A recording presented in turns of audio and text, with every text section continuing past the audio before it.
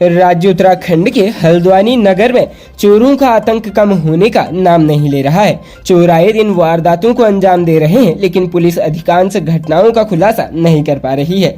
इस क्रम में चोरों ने एक घर को अपना निशाना बना लिया।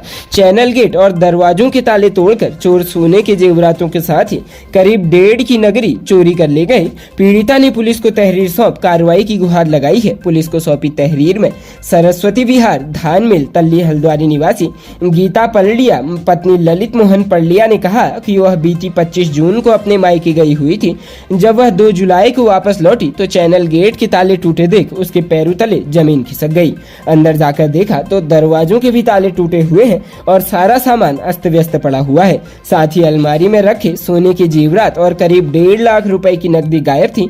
इस पर उसने 3 जुलाई को पुलिस को तहरीर सौंपी। इस मामले में पुलिस ने तहरीर सौंपने के 4 दिन बाद मुकदमा दर्ज किया है।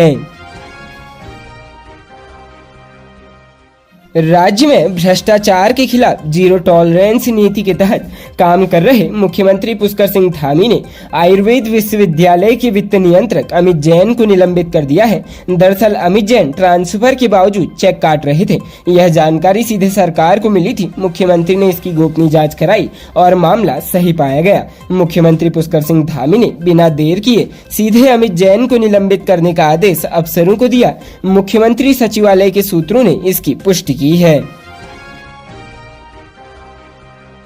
प्रदेश के हल्द्वानी में ट्रैवल संचालक ने एक व्यक्ति को सस्ते में टूर कराने का झांसा देकर अपने जाल में फंसा लिया और हजारों की रकम ऐंठ ली। इसके बाद न तो पीड़ित को टूर पर भेजा गया और न ही रकम वापस लौटाई गई। अब पीड़ित ने पुलिस की शरण ली है। पुलिस को सौंपी तहरीर में गुरु नानकपुरा हल्द्वानी निवासी जसप्रीत सिंह पुत्र गुरचरण सिंह ने कहा है कि उसकी मुलाकात बीते दिनों रायपुर रोड देहरादून में रहने वाले तुषार शर्मा पुत्र सुधीर कुमार शर्मा नामक व्यक्ति से हुई।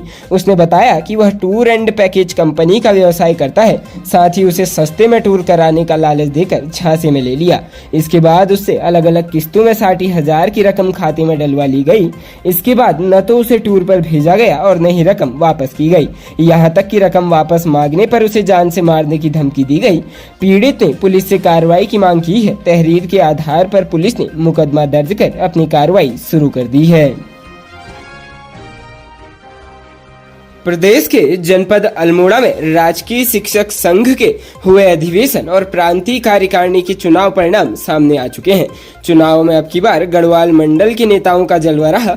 5 पदों के लिए हुए चुनाव में गढ़वाल से 3 और कुमाऊं मंडल से 2 दावेदारों को जीत मिली। अध्यक्ष पद पर गढ़वाल मंडल से 3 दावेदार थे, कुमाऊं मंडल से 1 दावेदार थे। इसके बाद भी गढ़वाल मंडल के राम सिंह चौहान ने अपने निकटतम प्रतिद्वंदी रविंद्र सिंह राणा को 993 वोटों से पराजित किया।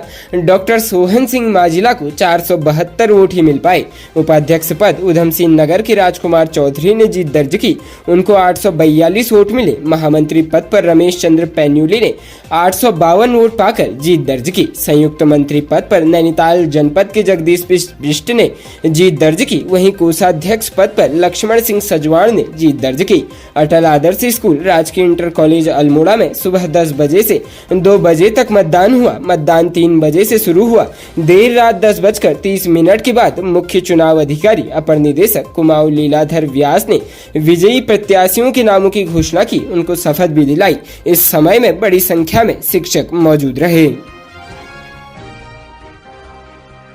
राज्य के हल्द्वानी में कैंप कार्यालय में कुमाऊं मंडलायुक्त दीपक रावत की अध्यक्षता में कुमाऊं मंडल की उद्यान एवं कृषि विभाग की समीक्षा बैठक की गई।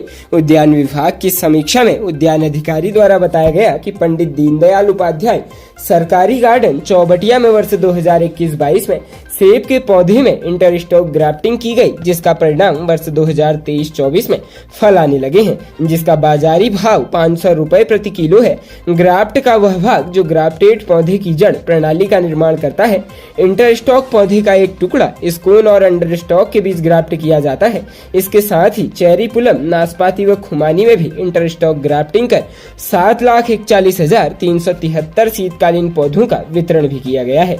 आयुक्त ने कहा कि सेब सेब की नई प्रजाति से सेब उत्पादन कर रहे किसानों को इससे फायदा होगा। वहीं पर्वतीय क्षेत्रों में जो भूमि बंजर पड़ी है, सेब के बागान लगने से भूमि उपजाऊ होगी, वहीं किसानों की आर्थिकी भी मजबूत होगी। उन्होंने उद्यान विभाग द्वारा किए जा रहे कार्यों की सराहना की। कुमाऊं मंडल में 2821 मौन पालकों तथा 953 कुंतल शहद का उत्पादन किया जा रहा है।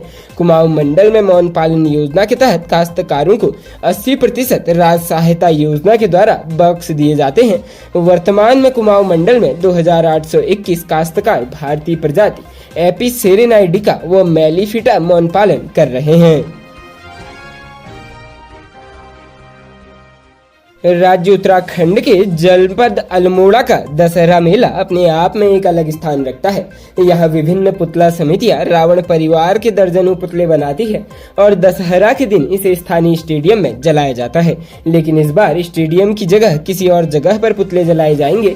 उप जिलाधिकारी सदर गोपाल सिंह चौहान ने बताया कि 5 जुलाई को आयोजित एक बैठक में दुर्गा महोत्सव और दशहरा महोत्सव 2023 के सफल आयोजन एवं पुतला दहन के लिए स्थान चिन्हीकरण किए जाने के लिए चर्चा की। नगर पालिका अल्मोड़ा में सभागार में दशहरा समिति अध्यक्ष, दुर्गा महोत्सव समिति तथा अन्य संबंधितों के साथ बैठक में नई जगह के बारे में निर्णय लिया गया। उक्त बैठक में दशहरा पर्व पर होने वाले पुतला दहन कार्यक्रम हेमवती नंदन बहुगुणा स्टेडियम में आयोजित नहीं करने का निर्णय लिया गया। बताया गया कि स्टेडियम में खेल सुविधाओं को बढ़ाने के लिए निर्माण कार्य चल रहा है। उप जिलाधिकारी चौहान ने बताया कि पुतला दहन के लिए GIC मैदान, डाइट मैदान या सिमकनी मैदान विकल्प के तौर पर रखे गए हैं। पुतला दहन के लिए दशहरा समिति और पुतला समितियां आपसी समन्वय के साथ नए स्थान के लिए फैसला लेंगी। राज्य उत्तराखंड की राजधानी देहरादून में एक व्यक्ति पर अपनी नाबालिग बेटी से दुष्कर्म करने का आरोप लगा है। आरोप है कि उसने बेटी के साथ 6 साल तक लगातार कई बार दुष्कर्म किया। हिम्मत कर जब बेटी ने मां को यह बात बताई तो वह घर से भाग गया। पुलिस ने किशोरी की मां की शिकायत पर मुकदमा दर्ज कर लिया है। आरोपी की तलाश के लिए टीम बनाई गई है। शहर कोतवाल विद्याभूषण नेगी ने बताया, क्षेत्र की एक महिला ने बृहस्पतिवार को तहरीर देकर बताया कि वह एक दुकान में काम कर घर का खर्च चलाती है। पति घर में ही रहता है। उनका एक बेटा इंटरमीडिएट में पढ़ता है, जबकि 15 वर्ष की बेटी हाई स्कूल में पढ़ती है। उनकी बेटी ने 3 दिन पहले बताया कि पिता 5-6 साल से उसके साथ मां की अनुपस्थिति में दुष्कर्म करता आ रहा है। जब वह 9 साल की थी तब पहली बार उसे अपने कमरे में बुलाकर दुष्कर्म किया था। आरोप है कि किशोरी विरोध करती थी तो पिता जान से मारने की धमकी देता था। महिला के अनुसार उसने पति से इस बारे में पूछा तो वह लड़ाई करने लगा। दोनों के बीच काफी झगड़ा हुआ और वह घर से भाग गया। कोतवाल ने बताया, पीड़ित किशोरी का मेडिकल कराया गया है जिसमें दुष्कर्म की पुष्टि हुई है। मुकदमा दर्ज कर मामले की जांच की जा रही है। आरोपी की तलाश में टीम लगाई गई है। शनिवार को किशोरी और उसकी मां के मजिस्ट्रेटी बयान दर्ज कराए जाएंगे। बताया जा रहा है कि आरोपी पहले एक प्राइवेट कंपनी में मार्केटिंग का काम करता था, लेकिन बहुत दिनों से कोई काम नहीं कर रहा था। खबरों में बने रहने के लिए धन्यवाद। खबरों से प्रकाशित रहने के लिए कुमाऊनी कुटुंब को सब्सक्राइब करना न भूलें तथा खबरों को शेयर कर सहयोग प्रदान अवश्य करें।